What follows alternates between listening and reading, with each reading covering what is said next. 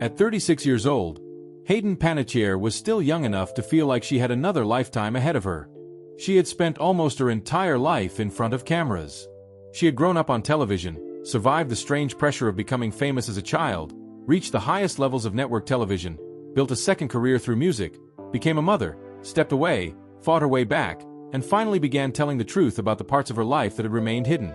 Then, on August 16, 2026, everything stopped. Panettiere was found unresponsive in an apartment in Greenville, South Carolina. Emergency responders attempted life-saving measures, but she was pronounced dead at the scene.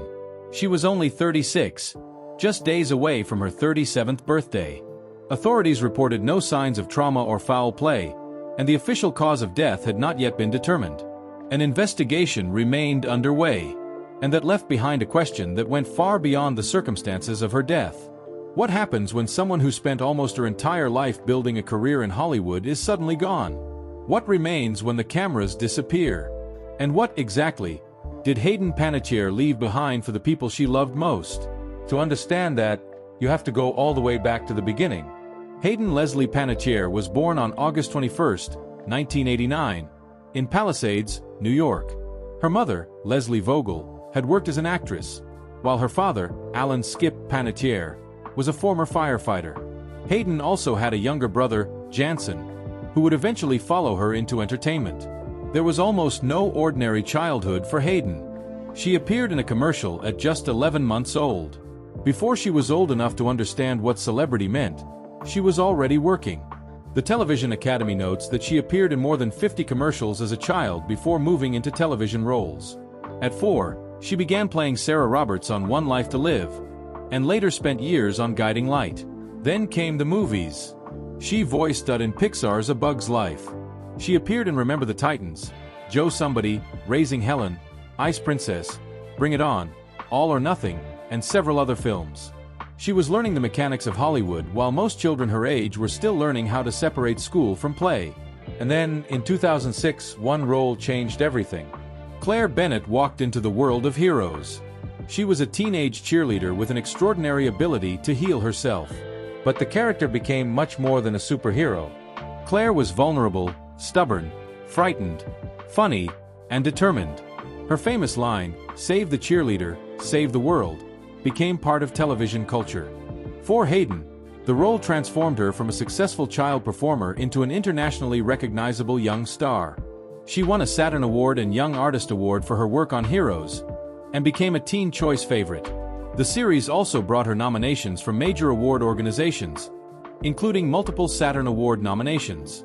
But Hollywood had already begun asking something difficult of her.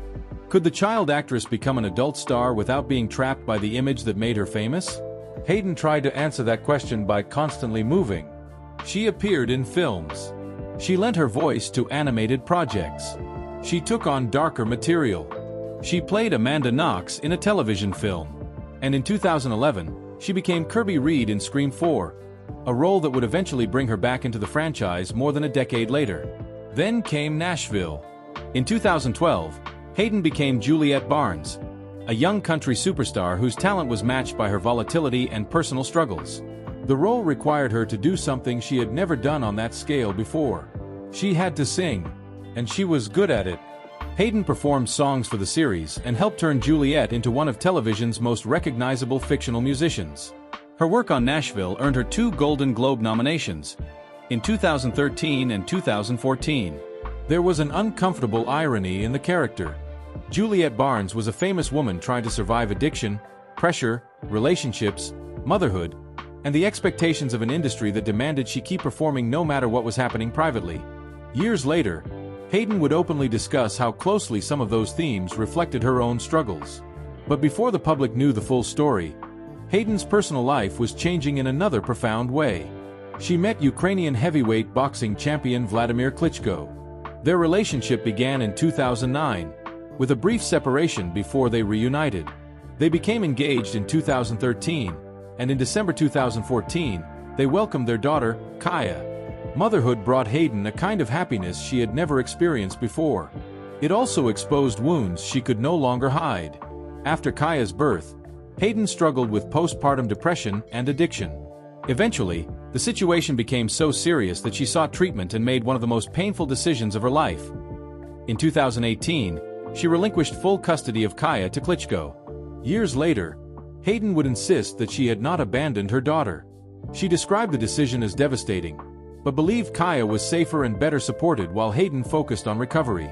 She continued maintaining contact through visits and FaceTime, and in 2026 she spoke publicly about the close relationship she had rebuilt with both Kaya and Klitschko. But the hardest years were still ahead.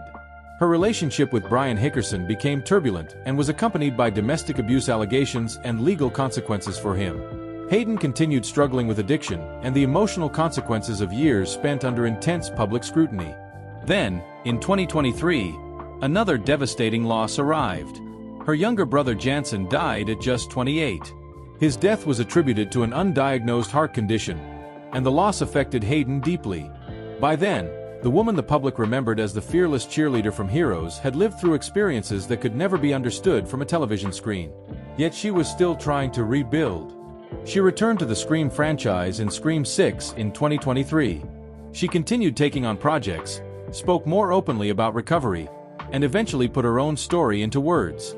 Her memoir, This Is Me, A Reckoning, published in May 2026, confronted addiction, motherhood, trauma, relationships, childhood fame, and the custody decision that had followed her for years.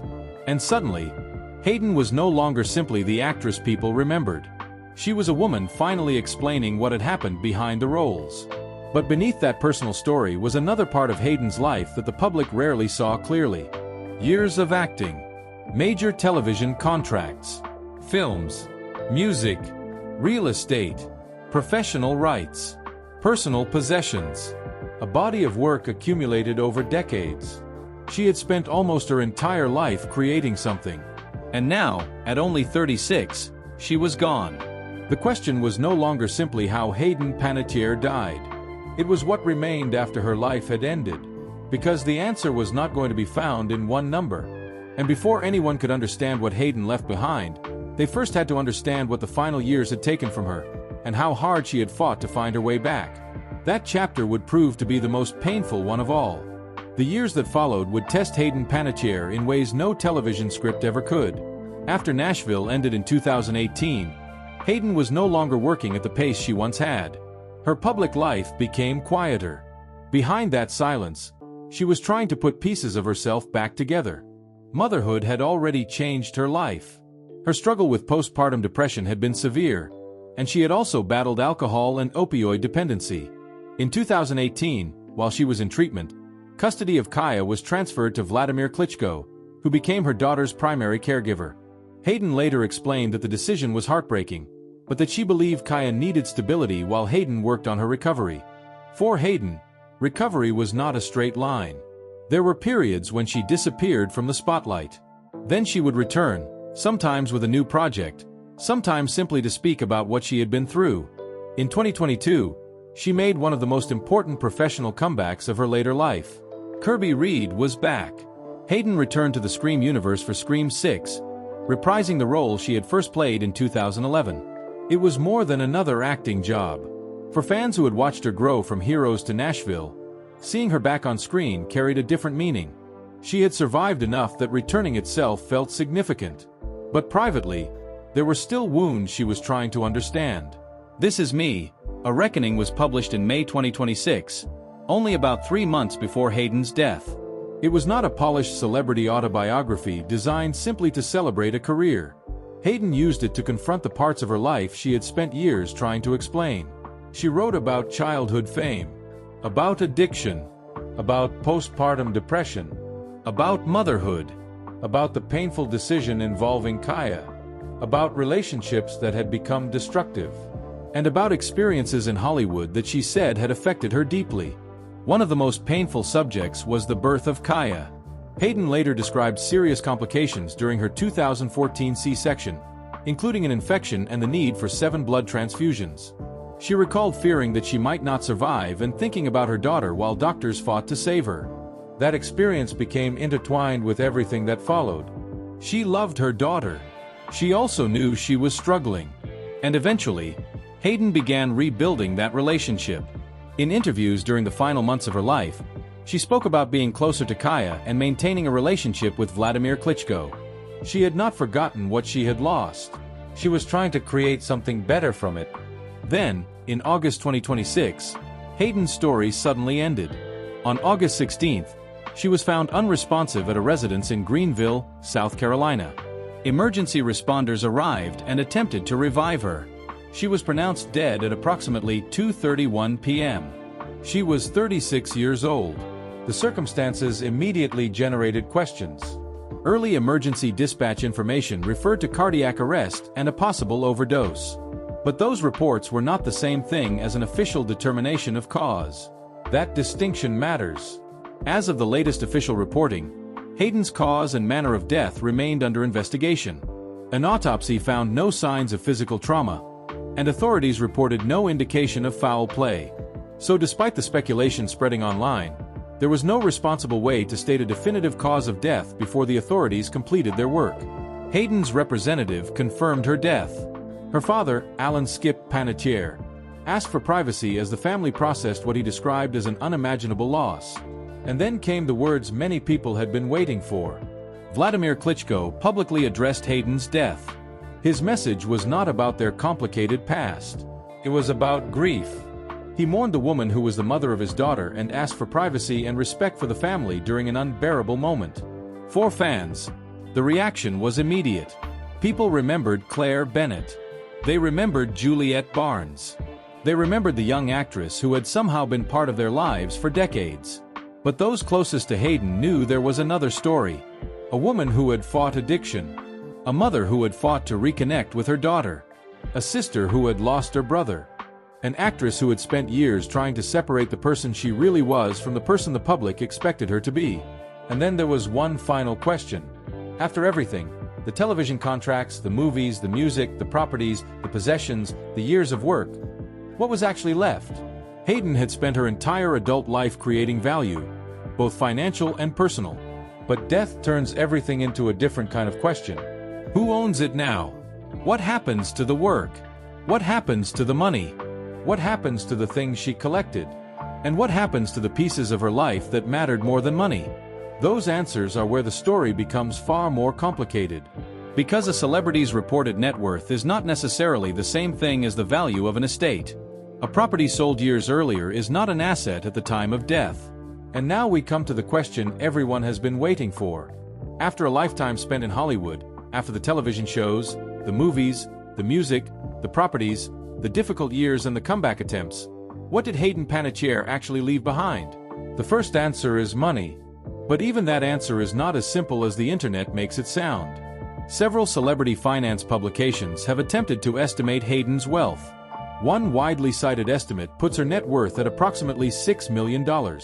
Another 2026 estimate placed the figure considerably higher, between $12 million and $15 million. Hayden accumulated millions of dollars in estimated wealth through a career that began before she was even old enough to walk. But the exact value of everything she owned at the time of her death remains private. And that makes the story even more interesting, because the money came from decades of work. Heroes was one of the biggest television successes of Hayden's career. Her performance as Claire Bennett turned her into an international star. Then came Nashville. For 6 seasons, she played Juliet Barnes, and the series became another major source of both professional recognition and income. The Street reports that celebrity net worth estimates Hayden earned roughly $75,000 per episode during Nashville. Although salary figures reported by celebrity finance sites should be treated as estimates rather than verified contractual records. She also earned money from films. Remember the Titans, Raising Helen, Ice Princess, Bring It On, All or Nothing, Scream 4, and eventually Scream 6. She also worked as a voice actress, recording artist and performer. That matters because Hayden's financial story was never based on one giant payday. It was built piece by piece, role after role, season after season, contract after contract. And some of that work may continue to generate income even after her death. Television shows can continue earning money through licensing, syndication, streaming arrangements, and residual structures. Film performances can remain commercially valuable for years. Music can generate royalties under applicable contracts. A memoir can continue selling. And then there is her real estate. Hayden's property history shows that she did accumulate significant assets during her career. In 2008, she purchased a Hollywood Hills home for approximately $2.635 million. She later sold that property in 2014 for about $3.075 million. That property, however, should not be counted as part of the estate. She had already sold it more than a decade before her death. During her Nashville years, she also owned a home in Tennessee. That property was sold in October 2018 for approximately $1.65 million. Again, it was no longer hers when she died. This distinction matters because online celebrity stories often recycle old property values and make them sound like current assets. They weren't. A house Hayden sold in 2014 does not belong in an estate in 2026. A Nashville property sold in 2018 does not suddenly become part of her inheritance. What remains is whatever property and financial assets Hayden actually possessed when she died. And much of that information is private. That brings us to the person at the center of the inheritance question.